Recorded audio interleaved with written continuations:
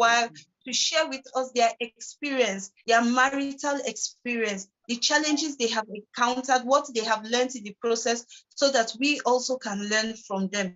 Don't forget, this show is brought to you by Bridge African Magazine, home of Bliss, and Panacea Ville International. I am Nancy Oblete, a marriage coach and behavioral change expert. I host this show every Thursday at 7 p.m. Okay, so today on the show, we have a very interesting couple. People, I believe we will learn so much from them, and I will be introducing them. Please help me welcome Mr. Jeremiah Davou and Venmire Jeremiah, as they tell us about their marriage. The pair have been married for 10 years and they are blessed with 3 beautiful children. Welcome, Sir and Ma, to the show. Thank you so much. It's a pleasure having us in the show. Yeah, we are also excited that you are here and we are going to be having this conversation together. Please, as we go ahead, before we start, I would just want you to introduce yourself. Tell us a bit about what you do, who you are, before we go ahead. Okay, my name is Jeremiah Davou. Good evening, viewer. My name is Jeremiah Davou. Husband to 1, father to 3 children. I am a businessman, an entrepreneur, and also a trainer. I'm also a lifestyle coach. Basically, I help individuals and organizations to get into their peak in terms of performance and execution. And so basically that's me. Oh, right. Welcome. Yes, Ma, let's get to meet you as well. Okay, good evening, viewer. My name is Venmire Jeremiah. There's not so much about me. I'm a wife to this handsome young man beside me, and a mother of 3. I'm a lecturer, and that's it. So what do you lecture, ma'am? Okay, English. English language. I have to touch my English today so that I don't get all right. So it is our culture, our tradition here that before we have the conversation, before it starts, we want to hear your love story, how you met, what was the attraction that pulled you together, and why you decided to settle together. So who should start? Anybody's fine. Okay, so let me start. I think I first met her through a friend of mine back then in the university. We just greeted and passed, and there was nothing much to that. And then subsequently, every time I see her on the campus, I greet her and she doesn't seem to remember. So I have to reintroduce myself. I'm the person that met you with so person. She was like, oh, okay, then on this fateful day, she came to see one of her friends. We stayed off campus then in the university, and coming to visit, that was how I also met her again. And the friend was not around, and so I just said, okay, let me just keep her company. And that was just it, nothing much. Of course, then there was no, what will I call it, nothing to add to that, and so that was how the friendship just started. And of course, we're here. You go from that day to here. Please tell us the story. We want to hear it. You want to hear what again? So what was the attraction? Okay. So what attracted me to her? Basically, for me, I think I've heard stories about people of her tribe. And so for me, I'd already told myself, I don't want anybody from that tribe. You know how we have long list of who you want and how you want the person and blah, blah, blah. To cut the long story short, I just said, for me, the most important thing I'm looking for is for a simple person. I don't want trouble. So I just want a simple person that will understand me, I understand her. No long story, drama, or whatnot, you know. So that simplicity, of course, overshadowed the issue of tribe. You know, it was not really something to really bother about, especially when I met that criteria I was looking for. I didn't even mind the tribe again, you know, and so we just got along, and we're here. Wow, interesting. Ma'am, can you give us your own side of the gist? Okay, like he said, we met several times and I'm good with faces, but I don't know why his case was different. I met him more than 3 times and I couldn't remember that we had met before. He had to keep introducing himself. But then on this fateful day, when we sat in their compound and we started talking, I just found myself opening up to him like I knew him for a long time. And it had never happened to me before. And like that, it went on and on. Then there was this day we had an issue, but I don't want to go into details now because we're going to spend the whole day and we wouldn't finish.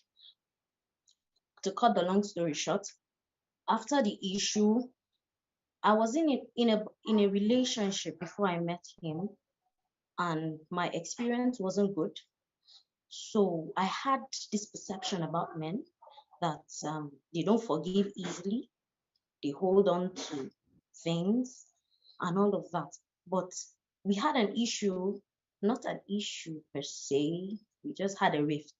And then when we met, I was trying to dodge him. But the way he just opened his arms like nothing happened, I was shocked, I was wowed. And that was the attraction for me. He was forgiving. That was the first thing that attracted me. So, yeah. Wow, interesting. Is he still forgiving? Does he still have that attribute? Yeah, he does. Interesting. Okay, so as you look back at your dating period and then into your marriage up until now, what are some things that have changed in your relationship? Maybe in terms of what you did, what you didn't do, things that you believed and things that you don't believe anymore that you are together. What are some of the things you have experienced that have changed for you? Okay. I was telling him some time back that is it that he was pretending, because I was talking to the two of them, him and his friend. Is it that it was pretense? Was it a show that they took us out often? Whatever we asked for, before we even say Jack Robinson, just like God would say, I know the thoughts I have for you. Before we even think about it, they will go ahead. It's like they know what we want and they go ahead to do it.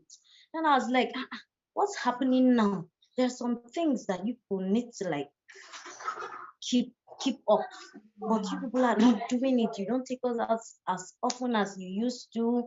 We used to have this friends forum. I can't remember, since we got married, I don't think we have met up to 2 times, and this is 10 years on. So I'm like, what's happening? Was it a show? Or then they were like, life happened, they have to put food on the table, they don't have so much time like before, and all of that. Wow, interesting. Yes, sir, you want to add to that? Yes, as she said, life happens. You know, so for me, it's not like pretense or so, even though I'm sure she was just joking when she was asking us that question a while back. And you know, sometimes seasons change, responsibilities change, your perception of even what marriage is begins to change. The responsibilities you are being faced with begin to surface, and lots of things that you have to think about that sometimes the taking out, going out seem to begin to go below some other priorities on the list, and you sometimes, honestly, I take out in my mind, so when I just imagine, how we'll go out and spend time, it will be as though we had actually gone out. So when you're doing the imagination, are you at least doing the imagination with her? Is she there and both of you are fantasizing together? So that's it. But then it's a dream, not even a dream. It's something that I know is very important. I know that very well.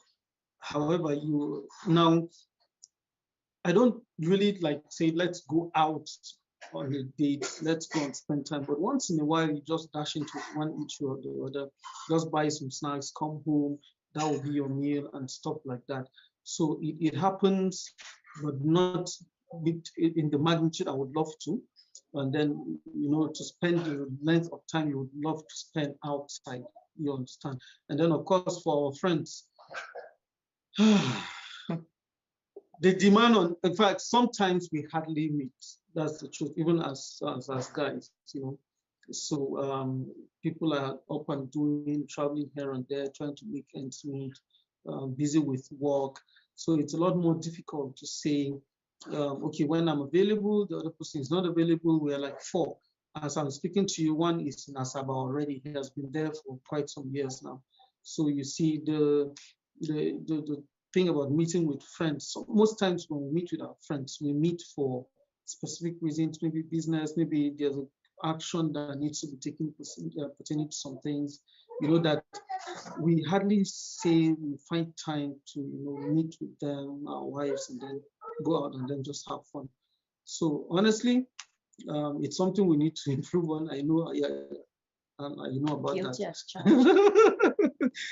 But then that's what happened. So it's not really that we changed, but the environment, circumstances, the atmosphere, priorities, demands also came in, and things just happened. I was listening. Okay. Yeah, go ahead, man. Forgot a vital point. Okay. While we were dating, he always surprises me with gifts. Hey, I once died. And I love surprises, positive surprises. But since we got married, I don't know if he has done that more than Kai. Is he up to 2 times? Nancy, but sometimes I go and close our eyes in the kitchen. Is that not a surprise?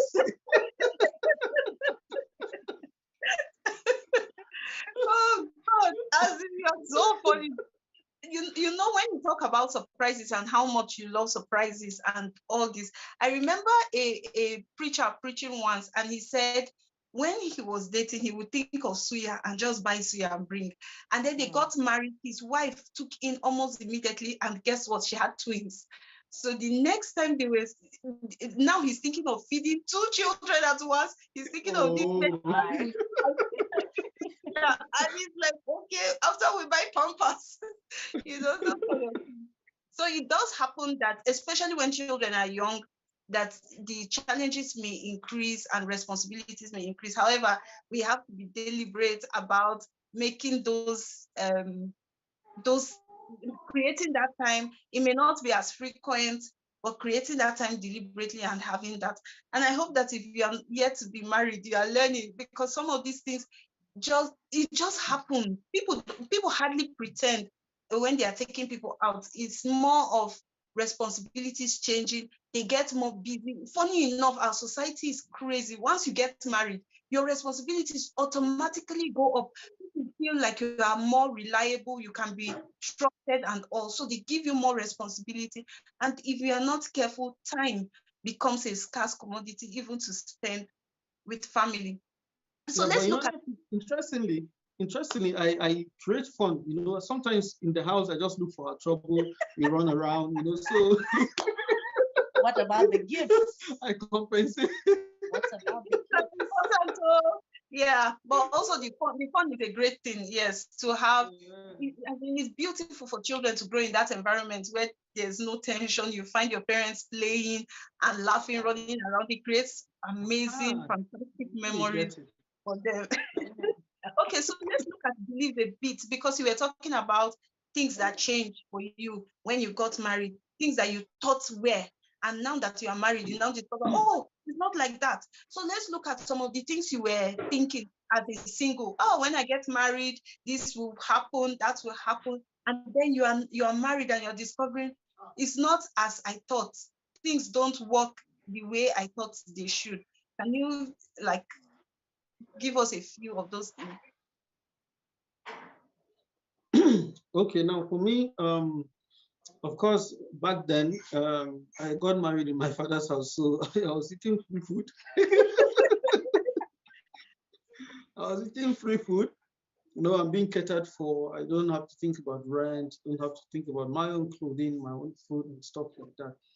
And so immediately we got married, the ball changed. You know, the goalpost changed, and then it has to be me, you know, providing and then catching, and then also looking at the future, how the future is, you know, and how it would be, how I want it to be, and then start taking deliberate steps towards ensuring that we walk through the future.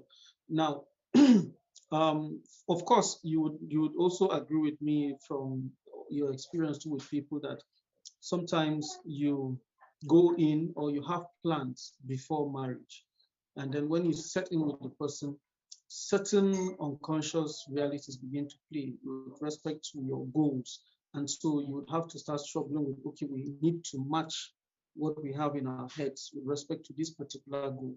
Then when it comes to, let me give you a simple example, the children's school, you have to now begin to think together and then look at what is important about the child's schooling. So even with the goals I personally have for my family, I would have to match with what is also in her head, you know, and sometimes the back and forth continues. Sometimes I would have to give in, sometimes she would have to give in.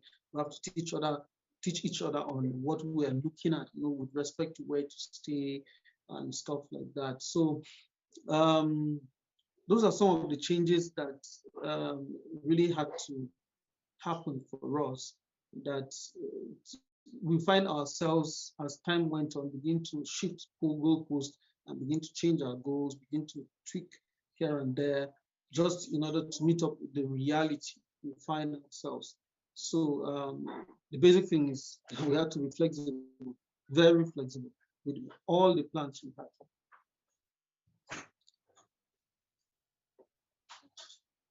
I can't hear you. Sorry, can you hear me now? Yeah. Yes. Okay, so that's huge. Flexibility is vital in relationship. And you said something very key, that you had to teach each other what you wanted, how you wanted, so that you blend together. Now, many people are impatient to go through that learning process and to do that teaching.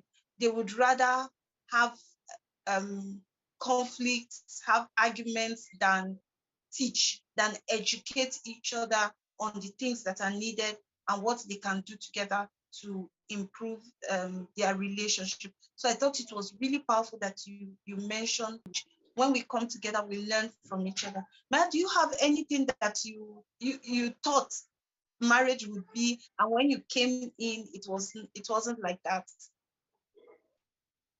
Well, he has basically said almost everything, just a little. When I got married, I came from a polygamy family where so many people in the house. I had a lot of sisters. I did things with my sisters, with my brothers. So I was used to eating together, sleeping together. I cannot sleep alone in a house. I cannot sleep alone on a bed, not to talk of alone in a room. And then when we got married, I was expecting, you know, the newly married euphoria. You want to do everything together. I thought after getting married, we would continue like that. We would eat in the same plate, would we would have our baths the same time, every, but reality hits me that it's not always like that. The time I want to eat is not the same time he wants to eat. And I love eating together. I'm not used to doing things on my own. And he is a one-man gang at all. It was a tug of war. It took me time to like adjust. This is not before. You're now married and you don't have to put your own interest above his. You have to merge it and come to a compromise and all of that. So it was really a tug of war for me at a point, but then I adjusted. I can relate with that eating together from the same plate. Now, growing up, we used to do this traditional eating every Sunday. We put the food on the tray. It's rice, but we put it in a tray, like how we eat in our own place, and sit around the tray eating together. It was family. It was fun. I got married. My husband had to travel for a while, and then I was home. I would be hungry like this, but to cook and eat was a challenge because I was alone. I didn't want to eat alone. Sometimes I'll call my sister and beg her to come over, or I'll go over to her place so that I can eat, because I loved that communality. So I could relate with that when you said it was a struggle to say eat on your own. Like how do they do that? But it's something that I have learned to do now. I can eat comfortably on my own without the other person. Interesting. Yeah, so I want us to look at something else. So as a couple, what are some of the tough times you've had through these 10 years? Maybe one or two experiences you've had that has been a tough time for you, and how were you able to navigate it? Okay, for me, one of the challenges I had with my husband is time. My husband doesn't keep to time. And me, from the kind of background I came from, my father would ensure that we're in school 1 hour before time. Wow. And then I met this man that is when it's, okay, if we have an event for, let's say, it's 8:30 a.m. Is at that 8:30 that my husband will go and start having his bath. So it was like, what is this? Me, I'm used to being there 1 hour, I'm seated, waiting. I don't care, even if it is, as long as I'm there on time, that's what matters to me.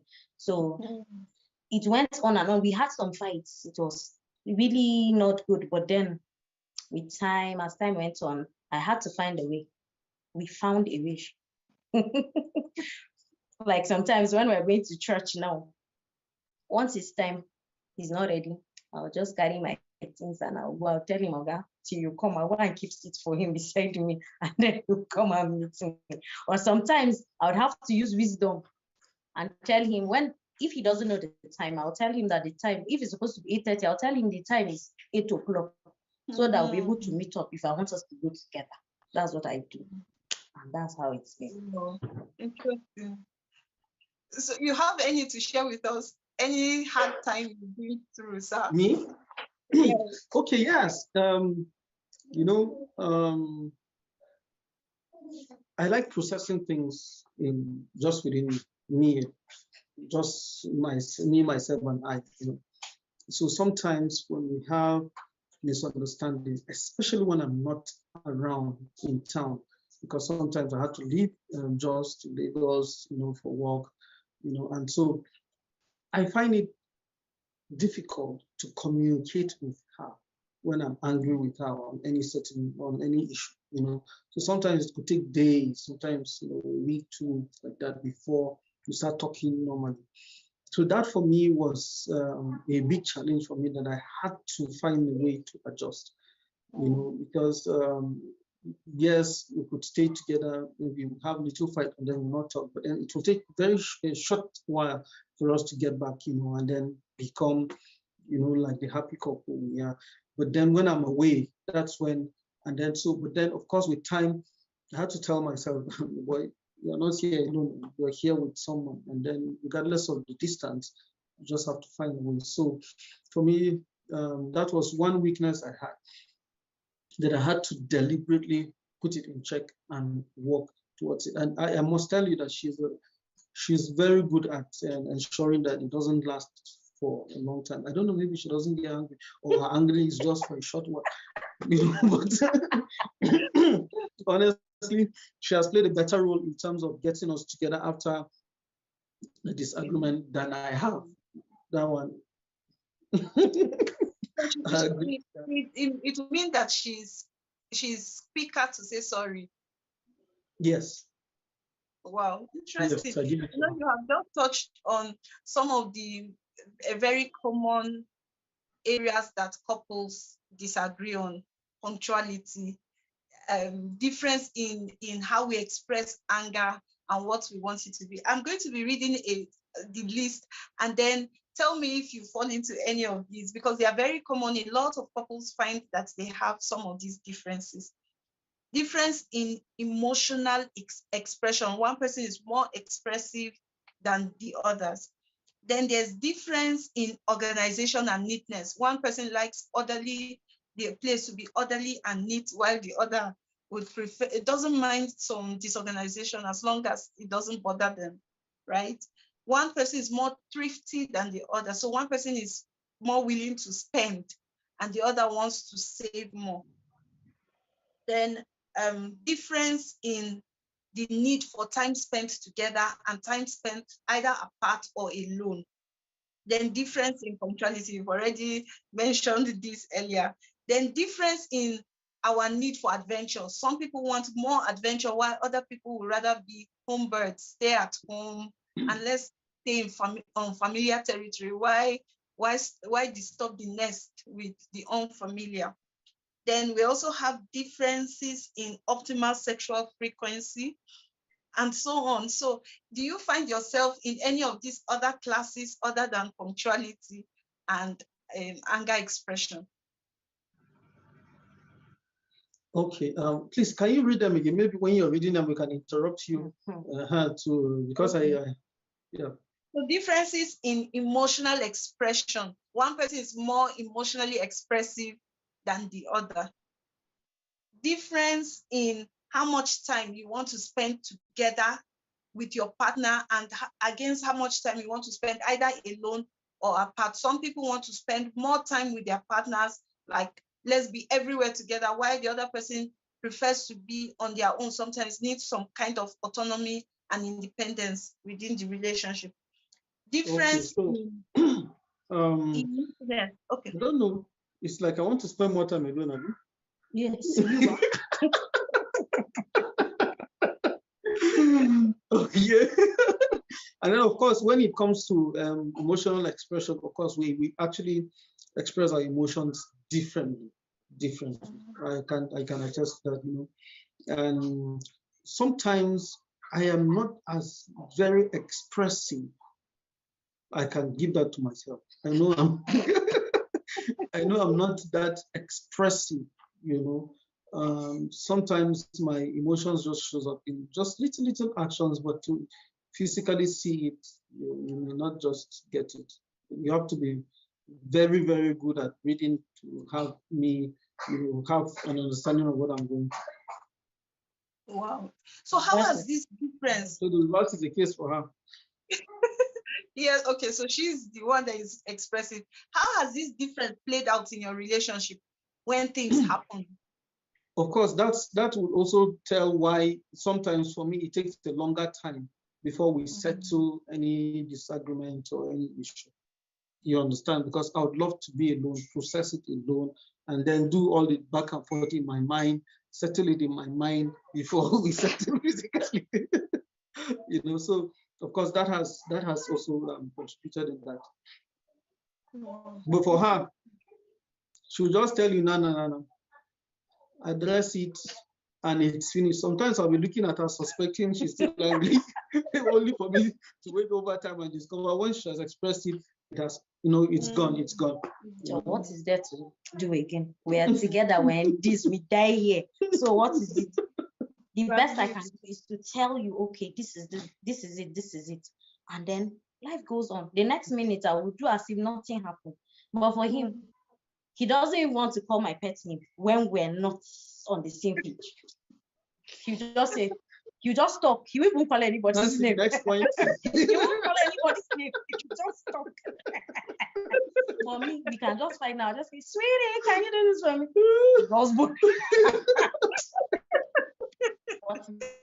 Wow, interesting. But that would mean that at some point your relationship will also be formed, because when he's boning, you don't have anything in mind, so you can make fun of that, and make and then it's something that you share as laughter, right? Yeah. Yes. I hope when she does that, he doesn't feel like, what? Get out of here.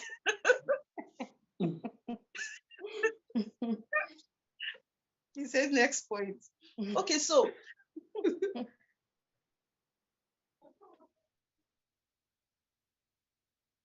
the third one is what? Okay, there's this one. I think she was nodding when I mentioned it. When we talked about neatness and organization. Yeah. Very well. Actually, it depends. I know she's good at that. It depends. For me. Okay, so when it comes to my things, I have a way I would love to keep them. So sometimes I keep them with the future use in mind. So I could have my system in the living room after work. I would love to leave them there because I am expecting that I'll come back and use it. And then, of course, when it comes to my things in the room, there's a process. Wow. You understand? A process. So after laundry, there's how the clothes should feel before I put them in the wardrobe. If not, I'll feel I'm putting them with the moist, and then it begins to feel like dampness or something like that. The way I fold my things, do you understand? So when I come back, in fact, when I come back, the way I would want to keep my shoes depends on how dirty they are. Sometimes I clean them before I keep them. Sometimes I just keep them. I'm tired, I just keep them and just move, So this one that she's doing, I don't know what because for me, that's what is happening in my head. So if Are you sure you're actualizing? If she says anything to the contrary, that. Yeah. I'll talk to her. I wish you could even see how this situation is. I will arrange this place. You will come and scatter everywhere. Hey, me. You will keep laptop here, keep business. Visitors will come now. I would have to arrange everywhere. The next thing he'll come and scatter it again. Let's leave the sitting room. I will arrange it the way I want. It's not scattered. Let's go to the bedroom. He doesn't like dressing bed. I will dress my bed. Oh Jesus, you will even want to lie down on it. Immediately I finish, you just jump and everywhere will just come out. When we wake up in the morning, I'll leave him in bed. When you come out, at least just take the net off. He will leave it. You just push one side and sit down. That's how he will leave it to. Even if I go out and spend 2 hours and come back, that's how I'll come and find it straight. Or clothes in the room fall down. He will pass. He will just shift. He will just pass. He will pick it and arrange it. His shoes that he's saying, when he comes back, he put in the middle of the room. Then he will walk away. He will come in. I will sweep the carpet. I will mop it. Everybody will be looking fine. He will come from outside with wet shoes and just, oh my God. Okay. And then he'll be hanging clothes everywhere. I'll come and remove it, put it in the wardrobe so that everywhere will look neat. He'll come and hang it here, hang it here. Yes, hang it before I take. I told you that everything is processed. So I'll hang it first before putting it in the wardrobe when I am satisfied with the time is right for putting it in the wardrobe. There are so many things that put in the wardrobe that he doesn't even know. I'm enjoying this conversation. It makes me remember, I think it was our first guest. Yes, Dr. Prince Charles Dixon and his wife. His wife said that he would usually finish in the bathroom, bring the towel wet and put it on the bed. And the painful part initially was that the side of the bed he puts it is where she uses. So she would just move it to his side. Initially, she used to hang it for him, but later she got tired that she just moves it to his side. And just recently, now they've been married for like, I think 23 years or so. Just recently, he hung it himself. And she came, she said, wow, what a change of mind. Okay. What happened? You see, talking about this towel, Nancy, before when we got married, we used one towel together. When my wife enters the bathroom first and comes out, that towel will not be spread, to just be left like that. You know, and then when I come to clean myself, I just find some of the places so wet, and so I feel this thing had not been aired properly. I had to tell her, Biko, everybody make it use your towel. You carry your towel, carry one towel. Thank God we have plenty of them. So you carry one, I carry one, I carry one. The spreading you're talking about is just from the time I come out of the bathroom and to oil my body and then wear my clothes. That's now immediately you finish using it, spread it. Nancy, is that not what is supposed to be done? Well, in your village, let's say that's in the tribe of people like you, it is done immediately. In her tribe, it is after dressing and hanging. But you see, the beautiful part from this conversation that I'm learning is that you learned to let go of some of these things, not make a big deal out of it. For example, when the one towel thing was not working, you decided to get two. Everybody have yours and then use yours. Now, I wish that a lot of couples will learn how this flexibility we're talking about. If this is not working, we change it so that it works for us, instead of blackmailing or blacklisting our partners, calling them names because of that. I remember a lady reached me and she said her husband has been calling her dirty, that so dirty. And guess what his reason for calling her dirty? She hadn't cleaned the back of the freezer for a month. Not inside the freezer, not on top of the freezer, the back, the parts almost touching the wall. She hadn't cleaned it for a month. And he went on the phone, called her mother and was saying her daughter is so dirty, she's irritating, she's that. I think that's where people get it wrong. Every couple we have interviewed, every couple that I know personally, those that I've met, those I've worked with in coaching, have differences. The challenge is how we manage them, how we navigate through these differences. Somebody is neater, yes, somebody is more punctual, but what do we do to build those gaps? Sometimes it's annoying. We really get angry, but we are able to find a way through that. So I'm so happy. And then Nancy, she didn't tell you that when water sprinkles on the floor in the kitchen, I used to mop it for her. Thank you for bringing that point. It's only in the kitchen or he will mop. In the bathroom, after taking his bath, he won't mop it. It will be spilled with water. Then I'll ask him, okay, why is it that you're always cleaning the one in the kitchen and not cleaning the one in the bathroom? That the mop stick in the bathroom is very small and it's always wet. So I now changed the mop. But the situation didn't change up to this day that I'm working. The one in the kitchen has been consistently done, right? So why is the room change? Well, this is interesting. You know, getting people in to have these kind of conversations and be dishonest, so that people that are coming into marriage don't think that it has to be a certain way to be okay. It's okay. It's normal for people to talk about this. Like you can have people even bicker about a lot of things. I remember this research that was done by Harvard. They said it's the longest research they had done on what makes people happy. They started with young men when they were in their 20s and followed them right up to their 80s. And they discovered one consistent thing, that those that had found love and maintained it through the years, their relationship were happy, were the ones that were most satisfied, not the ones that had more money and all. And then the researcher said something really key that I wanted to tie with what you are saying here. is that it didn't matter whether they argued frequently or they didn't. It didn't matter whether they had this kind of conversations that you are having or not. What matters is that in deep down, they knew that this person was somebody they could rely on, somebody that they could look up to when situations went bad and get support from that person. Once they knew that, they were healthier, they had less illnesses, even those that were challenged with one illness or the other, their process was easier. They experienced less pain because they had that kind of relationship. So if you are single or you are just getting married, it's normal to have this kind of interactions. My children will look at me and say, Daddy and Mommy, they started again. When you have these kind of conversations.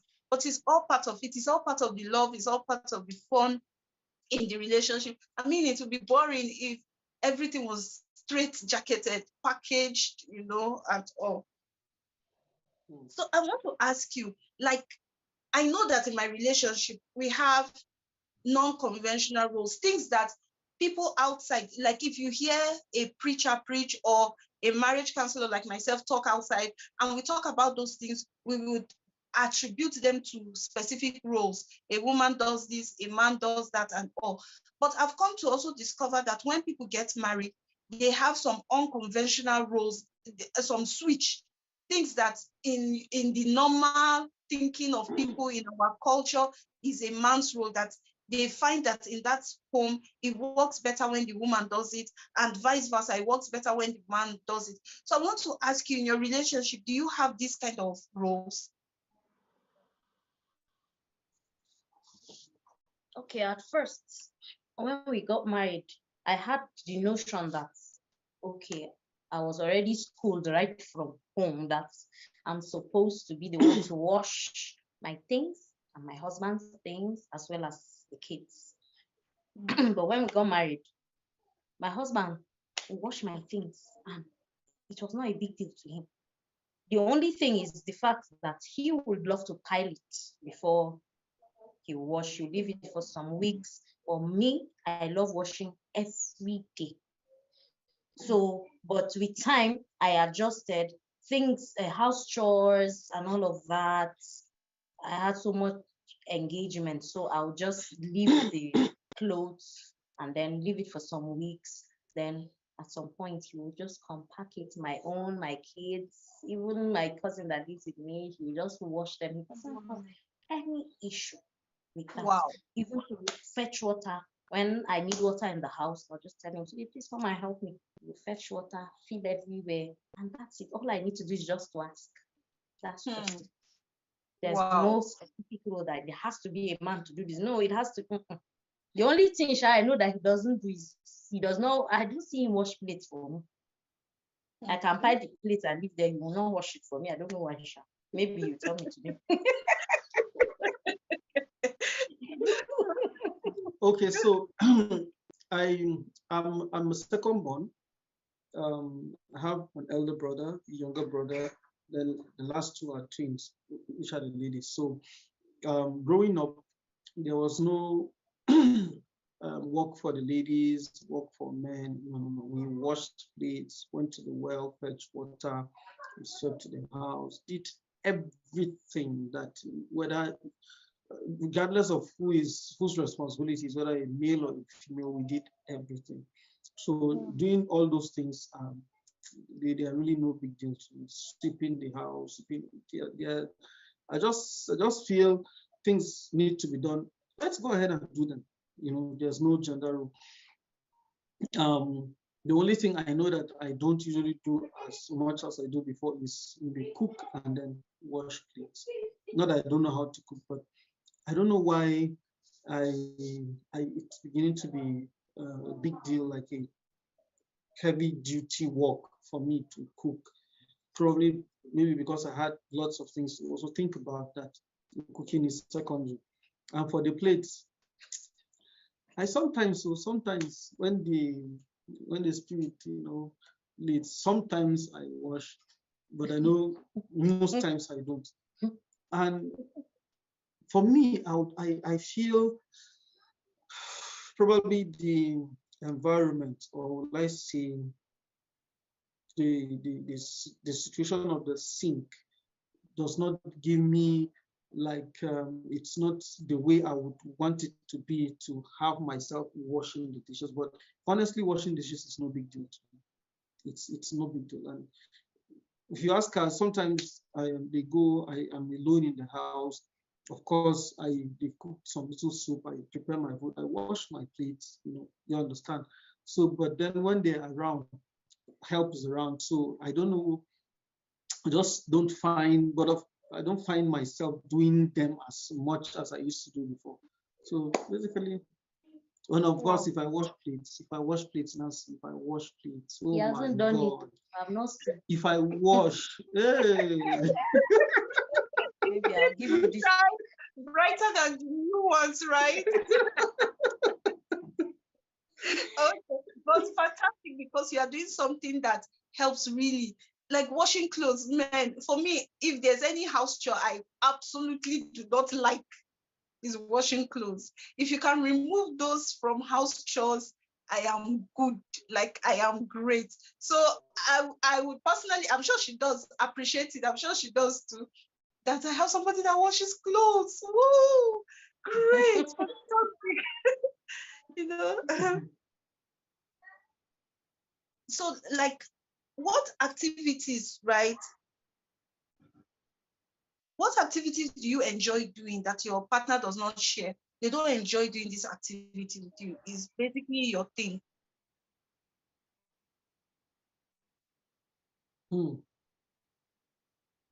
It can be a hobby, it can be adventurous, anything. I honestly, I've really not taken note of that too. He doesn't like visitation. I love visiting people. Yeah, woman of the I'm people. a Doesn't love visiting people. I'm a one-man gang, so I love my space. Yeah, I love. So, how have you planned this thing so that it doesn't become an issue? Because I know some people that will quarrel over not visiting. You are not visiting, I'm not visiting. So how do you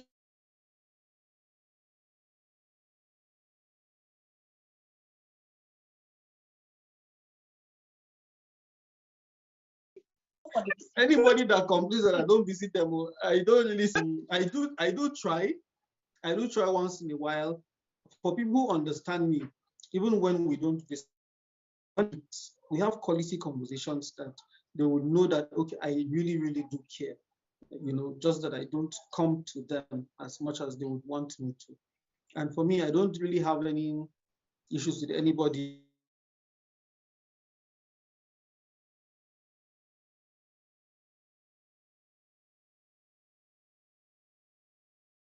Part of those things that I would love to think of, and for me, it's always open. Whoever she wants to come visit, she can go. So when it's time to visit, somebody's in the hospital, someone is bereaved and all of that. When I'm saying let's go, and he's not just looking my way, I'll just let him be and I'll go on behalf of the family. She does the job for us, so she's doing well.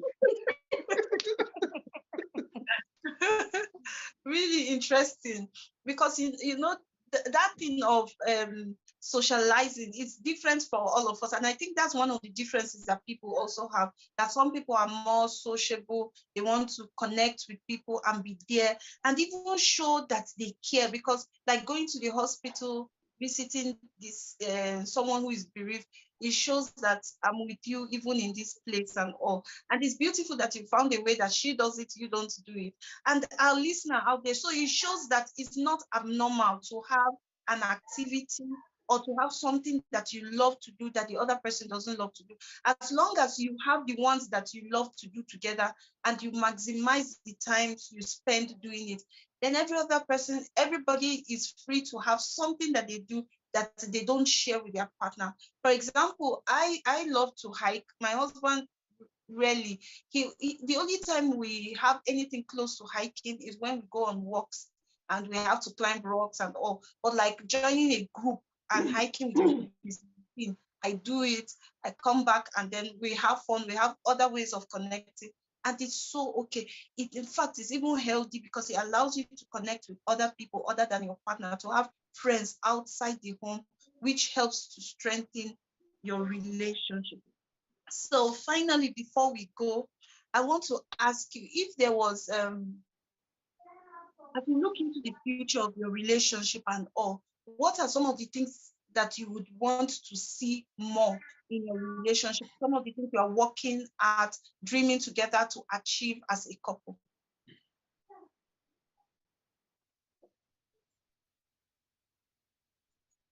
I'm waiting for her to answer first.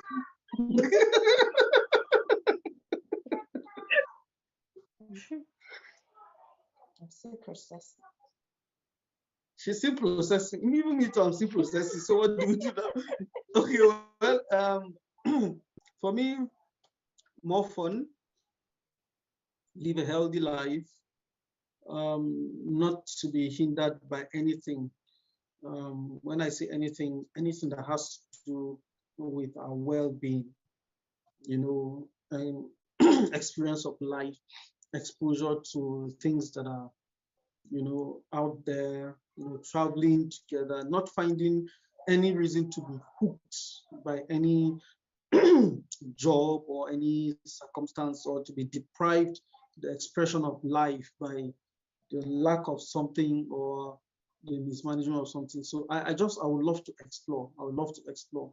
I would love to have them travel a lot, see places, see things, see how people's way of lives are, and then just coming to just reconfigure our own to make it more pleasurable.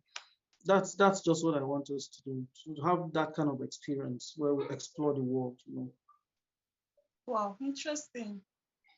You want to add anything, Ma? I saw you nodding, as in you love the travel. Adventure. I love adventure. I love traveling. In fact, this marriage has pinned me down. I used to travel a lot. You want to go back to your father's house? I was listening with somebody last week. I was like, I used to travel a lot. I love traveling. I love visiting places, adventures, vacations, and all of that. But now I have to be in one place for family. Very important. Don't worry, I'll take her. Don't worry, I'll be taking her around. So I'm hoping we would go on all those adventures together as a family.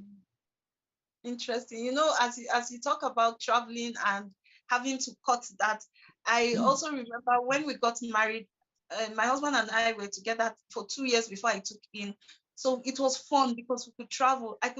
There was a time he was working elsewhere, and I would just call him on the phone and say, guess what? I'm on my way, and then I'm on my way, and I'm there. Voila, I'm here. Then I had a child, and I had to stay put one place. I stayed. By the time my daughter was like 2.5 years, I had the second one. So it was no travels, as in stay home, stay with kids and all. So yes, for me, I could relate to that, wanting to have more adventure. And I want to recommend that as couples, let's try to have more adventure, especially as our children grow. Create avenues like our couple have just dreamt about, travel, have fun, enjoy life beyond just being family, beyond just staying at home and raising children. It is really, really fun to do. So finally, before you leave, what do you think about rings that bind? Do you have any recommendations for us or ideas for us? Okay, well, for me, I think you're doing a great job. You're doing a great job. I appreciate the fact that you're looking out to push out examples of marriages that work. I think one of the first advice any couple is being given when they're about to get married is you have to be patient with each other, as though you're going for a walk. It's not like that. It's not always like that. Yeah, there are differences, there are things, but then you have to create your fun as you navigate through that, which is what you're trying to do. I don't know how possible it will be, but even if it means you bring in people whose marriage didn't work, think of that. They're willing to come together fine. If they're not, you could just bring one partner and then bring the other partner separately, you know, just so that we also learn from their own perspective, so that some of us will also learn and see how they can, you know, avoid the obstacles they have gone through. Because I'm sure lots of people whose marriage didn't work have found a way to have a fulfilling life as singles, as separated couples. So we would love to also hear from them to know what has happened, what difference, what would they would have done differently, you know, just to encourage us and to make the institution a lot more better, because we need those examples too. But you know, you're doing an awesome job. Means that fine. Well done. I love that advice. We'll look into it. I hope that we find people that are willing to come and share their story. In fact, I think it would be really beneficial if they have grown to the point where the both of them can sit together and talk about this from retrospect. So it's really powerful. We'll search, and I hope we find it, even if it's one or two that are willing to come and tell us their story, their experience. Thank you so much. Ma'am, you have anything to add? Well, I just want to say thumbs up to you for what you're doing. It's really helpful. Thank you so much. Thank you so much, Ms. Jeremiah, for being here, for sharing your story and making us laugh. It was fun. I enjoyed the conversation. We had a lot of laughter. It just gave me a sneak peek into what happens to your home, in your home, the laughter, the fun, and all. Thank you so much for sharing that with us today. And of course, we learned plenty. We had plenty learnings. It's just that I like fun, so I had to mention. You're welcome. Thanks for having us too. Yeah. And listener, we thank you for being with us through the show today. But before we go, I want to say on behalf of the team a very big happy birthday to Mrs. Buki Edevo. She turned 50 today. Happy birthday, Ma. We pray that the next phase of your life will be even more beautiful, that you enjoy so many beautiful things. You will rest from your labor and enjoy the fruits of your labor. Have a beautiful celebration. All right, so we bring it to a close today. Next week, we'll be having another interesting couple, and we'll definitely have things to learn from them. So stay tuned with us every Thursday, 7 p.m. as we do this. From me, it's bye-bye. Have a good night's rest.